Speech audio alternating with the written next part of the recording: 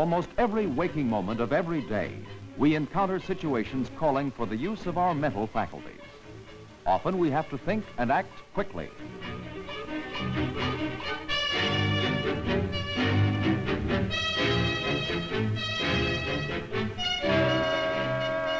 A moment of decision, of split-second thinking. Impossible? Not at all. For this driver possesses the finest of all thinking organisms, the human brain.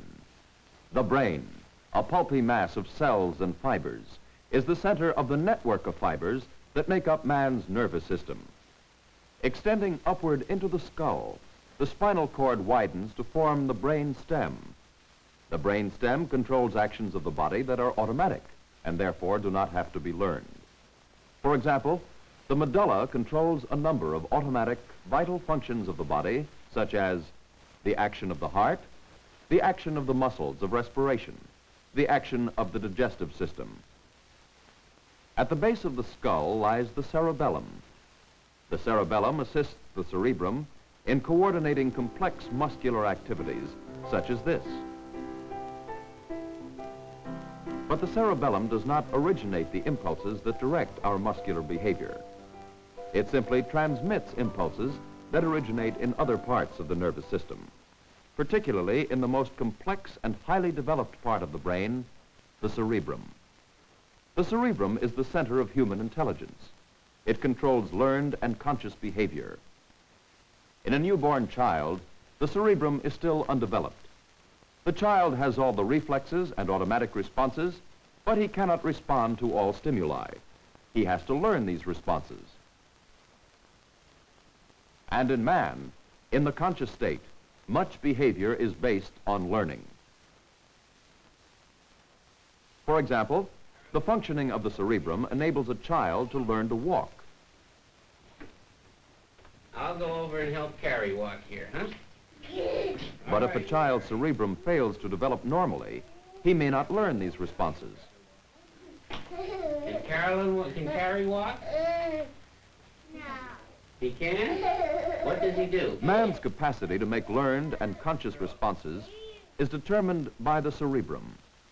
Outwardly, the cerebrum is a pulpy gray mass with deep folds and convolutions.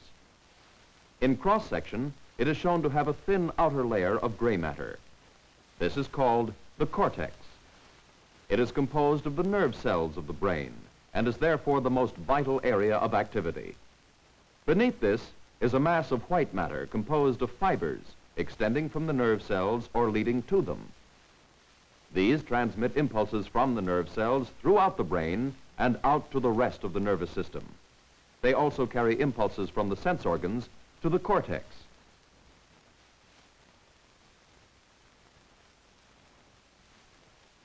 Each half of the cerebrum is divided into 4 lobes. These are the frontal, parietal, temporal, and occipital lobes. These regions perform a number of specialized functions. Visual stimuli are received in the occipital lobes. Sound stimuli are received in the temporal lobes. Taste stimuli are received in the parietal lobes. Touch stimuli also go to these lobes. In the frontal lobes are located the motor areas controlling movements of the body and, above all, the organs of speech. These centers perform the primary functions of the brain, perception and the control of acts or behavior. Neighboring areas of the cerebrum perform its secondary functions, analysis and integration. They control language and skilled acts. These centers are located in most people on the left side of the brain only. The intricate workings of the cerebral cortex can be demonstrated in the situation we have already observed. Everything the driver sees and hears comes to him as stimuli, which are received by his visual and auditory sense organs. These send impulses back along the neurons to the areas of the cerebrum concerned with sight and hearing. This is the first station, the place where he actually sees and hears the car, but he does not yet recognize what it is. For this, impulses go on to the second station, the areas concerned with analysis.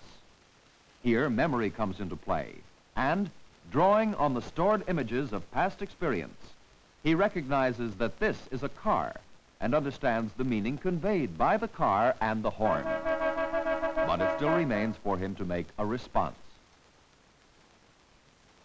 For this, the impulses go on to the third station, the areas concerned with planning and the elaboration of responses. Here, the stored images of past experiences are projected into the future. This stimulates him to select an appropriate response. This is conveyed back to the areas controlling body behavior. From these areas, impulses are sent to the appropriate parts of the body, and he responds. These are the steps involved in every act of conscious behavior. First, reception of the stimulus. Second, recognition of its meaning. Third, interpretation and planning a response. Fourth, direction of the response. The existence of these steps is revealed by what happens when any one of these areas of the cortex is injured or removed. For instance, if the areas of analysis are injured, we may still see or hear as before, but we cannot understand the meaning of the stimuli we receive. Here is an individual suffering from an injury in these areas. What Cat. these words are. Cat. She can read and copy written words, but she cannot write down words she hears. Fine. I want you to write this sentence for me. I have a hat. Yes. To Earl. And hat. That's fine. This is the result of a breakdown in the area of analysis that prevents her from recalling the visual images of spoken words. It is the swift and easy movement of impulses throughout the cerebrum that enables us to think. But this must be established through learning and reinforced through practice. For instance, most people are capable of playing the piano, but like other skills, this form of behavior has to be learned and then strengthened in practice.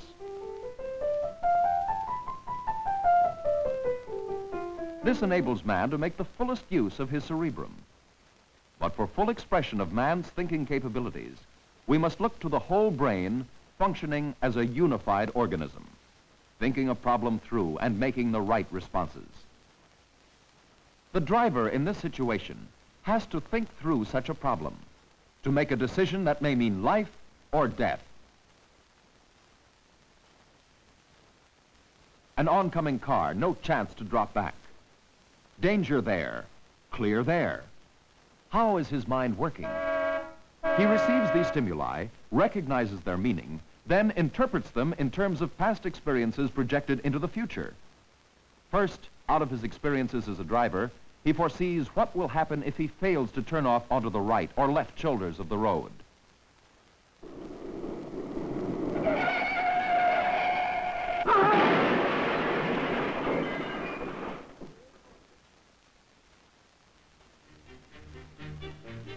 Should he go off onto the right shoulder?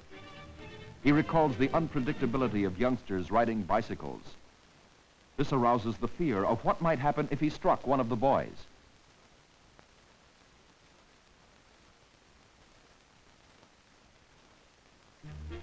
Should he cut over to the left shoulder? He remembers frightening experiences with soft shoulders.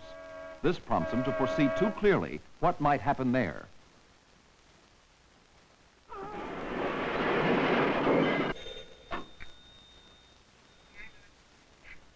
Which chance will he take? Now our man has to make his decision.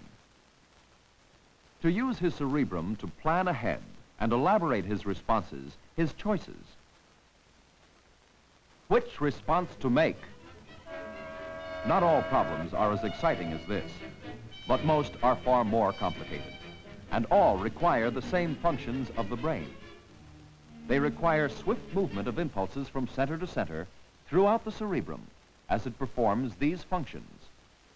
The primary functions of perception and motor control, the secondary functions of analysis and integration, and most important of all, the functions of planning and directing responses. For in all of man's accomplishments, great and small, It is this that makes him what he is, this unique instrument, the human brain.